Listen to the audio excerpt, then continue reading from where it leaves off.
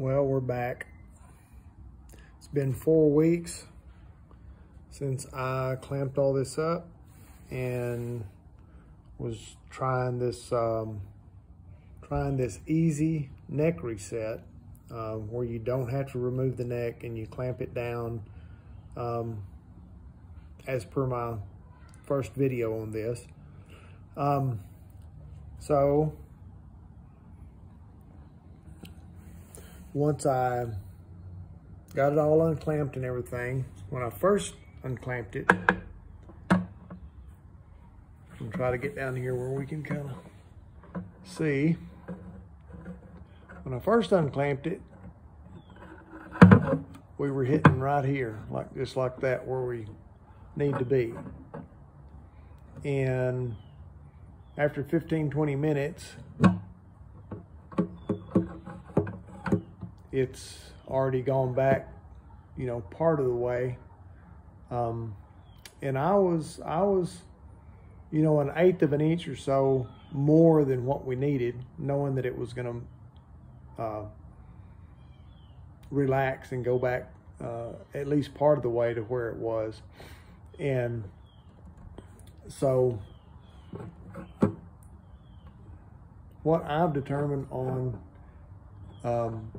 the Yamahas is I'm not sure that they're a good candidate for this procedure. I was told when I started it that because the Yamahas, and this was something I knew, the Yamahas, they lacquered the inside of them for stability purposes, so that when they were shipped and all of that, that they would arrive pretty much in the condition that they were shipped in, so that temperature and moisture changes and humidity changes and stuff wouldn't affect it as much. So they on all their guitars during this era, they lacquered the inside of the guitar, and you can kind of see it. You can see it more when you're putting steam in there, because it kind of beads up on the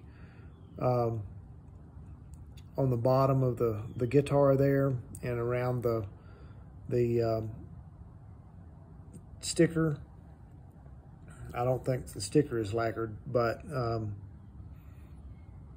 everything else on the inside is lacquered. So you're not getting the humidity and the moisture, you know, into the wood itself. It's just kind of condensing on the surface. And so I was warned about that to start with, but I wanted to try this anyway. The person that told me that is somebody who's done lots of neck resets, and they told me that that the harmonies and some of the older guitars like that don't have the lacquer on the inside of the guitar are much more susceptible to having a successful reset in the way that I was attempting here. It did, you know, it did do a little bit, but it didn't do much. I think what I'm going to do now, you know, of course, there's been lots of suggestions. One of those is, I'm going to just turn this over right quick. So what you do is you release this part of the back of the guitar here, and, you know, make it where that is free from the sides and the neck block and stuff here. And then you put tension on the neck, where the neck, it pulls the neck back into a better set for being in line with the bridge and the top of the guitar. And then you glue this top back, and then you trim it, because it's going to overhang a little bit when you pull this down, and the side, that's going to go back that way. I don't know how well you can see that, but that's going to go back that way, meaning that this is going to lip over here a little bit, and so you've got to you know, trim that off and dress it up.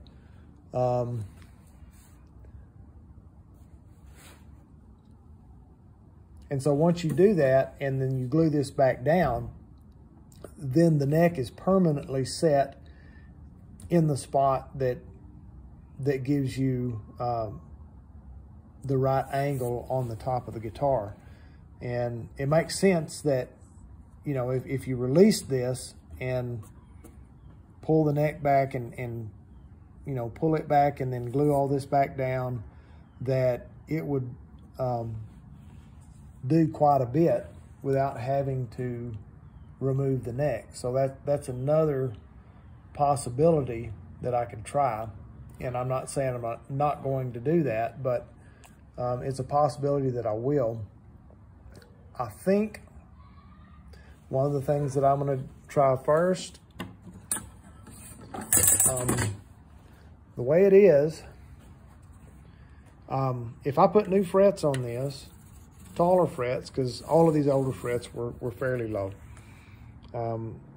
If I remove the frets and did a fret job on this with taller frets, I would probably be pretty close. I could shave this down a little bit and change those frets, and I could make it playable. I don't know how long that would last for sure. Maybe a long time. But what my thoughts are at the moment is, I was also suggested that if you turn this loose, that it would allow the neck to go back, and then when you glue it back down, that the neck would stay in position, which may be true also. But I do know that when we pulled this down, and of course when the neck went down, it's pulling back on this fretboard. The fretboard is pulling back on the top of the guitar. When I had it clamped up, let's see if I can get it open. Can't really do it with the pick guard. You can't really see that.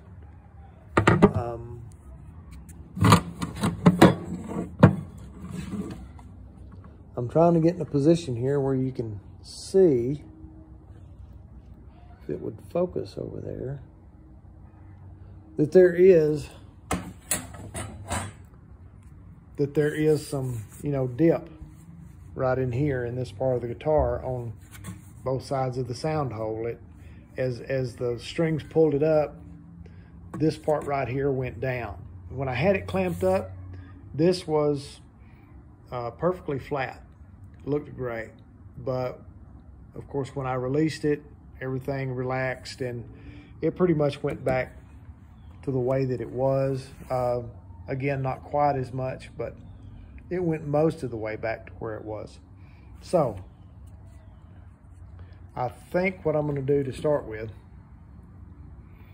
is I'm going to just completely remove the fretboard. It's horrible. I don't know if you can try to get some type of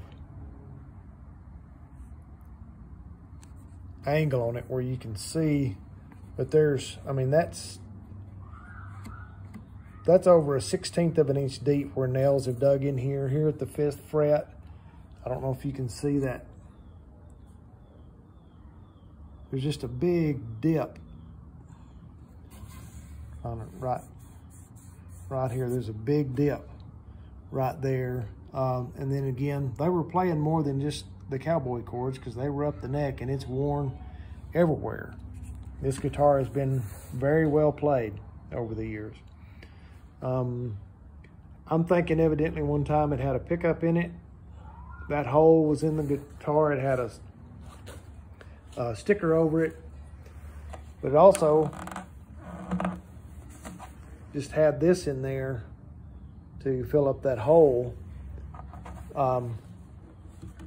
instead of a regular strap button. So I think that there was a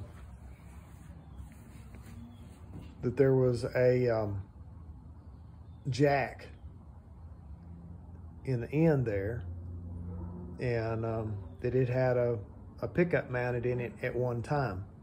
There wasn't any evidence in the bridge, so maybe it was just a sound hole pickup, I don't know. But usually if there's a like a piezo rod pickup, which is what you would usually put in something like this, you would have a hole drilled in here so that the wire could go through, and then the saddle sits on top of it, and it would all be connected, you know, inside the guitar and connected to the volume. So I think that's what this was. But I think that I'm going to remove this neck because it needs it anyway. I was going to refret, so I think I'm going to not remove the neck, but remove the fretboard with a fretboard that's not worn as much as this one is, with new frets. And I'm gonna try to decide when I, you know, put it all back together. But I think if it were glued with the neck, you know, in the position that it needed to be, that it would keep the neck pushed back a certain amount, where, you know, if it was glued to the top like it is now with the neck in the right position, that it would keep the neck in that position for a much longer period.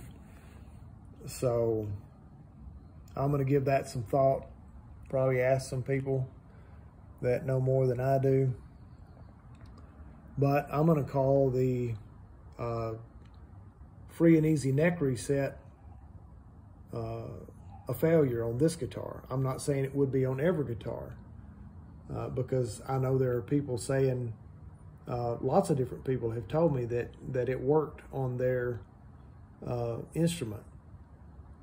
So anyway, we'll mess with it a little bit more, but this is just kind of an update, and I'll update again if I decide to do some you know, major stuff to this. Then I'll update what I've done and what the success has been. It could be that I refret it and shave this bridge down, you know, do a couple other little things and just play it until it doesn't play anymore, and then be done with it. I don't know. I'm wanting to experiment with it, but at the same time, I'm not wanting to put a lot of time into it. That's why I tried the, you know, the free and easy reset to start with, is because I didn't want to put a lot of time into it, but it didn't bother me for it to sit there for a month or 6 weeks or 2 months or however long it needed to sit there, if that would work. But since we've seen that it won't with this instrument, at least, then I'm probably going to look at doing the things that I talked about. But it could be that I let somebody else have this instrument and let them see what they can do with it. So we'll see. I do feel like I can experiment with it some, and you know, if I wind up destroying the instrument, I've been told these are extremely hard to get apart. I thought some of the later ones were put together with epoxy. I was told that that wasn't until later, until like 78 or something like that. So that this is put together with hide glue, but that they used an extreme amount, and therefore it makes them rather hard to get apart. That's one reason I haven't tried the neck reset by removing the neck, because I was told they're very difficult to get apart. So I guess we'll just see, and I'll update if I do something different.